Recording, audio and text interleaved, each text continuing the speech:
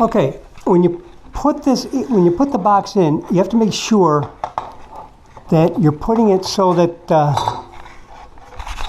this part here is facing down. Otherwise, when you go to put your canopy up, because of the way the canopies are shaped, it won't fit. So make sure that this part here is facing down. And then you hook your wires up, black to black, white to white, and over on that side, blue to blue, black to black, white to white, and then you ground to ground.